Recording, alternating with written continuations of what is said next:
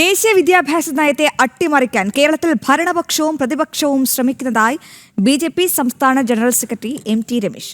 കർണാടകയിൽ പദ്ധതി നടപ്പാക്കാമെങ്കിൽ കേരളത്തിൽ എന്താണ് പ്രശ്നം?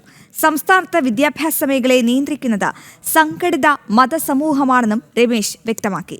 ദേശീയ അധ്യാപക പരിഷത്ത് സംസ്ഥാന സമ്മേളനത്തിന്റെ സമാപന യോഗം കാസർഗോഡ് ഉദ്ഘാടനം ചെയ്യുകയായിരുന്നു അദ്ദേഹം.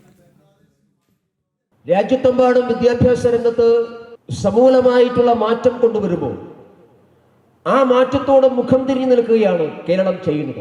എന്ത് പ്രയോജനമാണ് കേരളത്തിലെ വിദ്യാഭ്യാസ സമൂഹത്തിന് സംസ്ഥാന സർക്കാരിന്റെ ഈ നിലപാട് കൊണ്ട് ഉണ്ടാകാൻ വേണ്ടി പോകുന്നത്? എന്തിനാണ് പുതിയ വിദ്യാഭ്യാസ നയം കൊണ്ടുവരുന്ന പരിഷ്കാരങ്ങളോട് കേരളം മുഖം തിരിഞ്ഞു നിൽക്കുന്നത്? ഈ രാജ്യത്തിലെ പ്രതിപക്ഷ പാർട്ടികൾ ഭരിക്കുന്ന മറ്റു സംസ്ഥാനങ്ങളുണ്ടല്ലോ. ഉദാഹരണമായിട്ട് കാസർഗോഡ് തൊട്ടുകിടക്കുന്ന സംസ്ഥാനമാണ് കർണാടക. കർണാടക ഭരിക്കുന്നത് ദേശീയ ജനാധിപത്യ സഖ്യമല്ല. കർണാടകയിൽ കോൺഗ്രസിന്റെ ഭരണമാണ്. പക്ഷെ കർണാടകയിൽ ദേശീയ വിദ്യാഭ്യാസ നയത്തിന്റെ പരിഷ്കാരങ്ങൾ നടപ്പിലാക്കാൻ അവിടുത്തെ കോൺഗ്രസ് ഗവൺമെന്റിന് മടിയില്ലല്ലോ. പക്ഷെ കേരളത്തിലെ ഗവൺമെന്റ് ഇവിടുത്തെ പ്രതിപക്ഷ പാർട്ടികളുടെ സഹായത്തോടു കൂടി ദേശീയ വിദ്യാഭ്യാസ നയത്തെ അട്ടിമറിക്കാൻ വേണ്ടി പരിശ്രമിക്കുകയാണ്.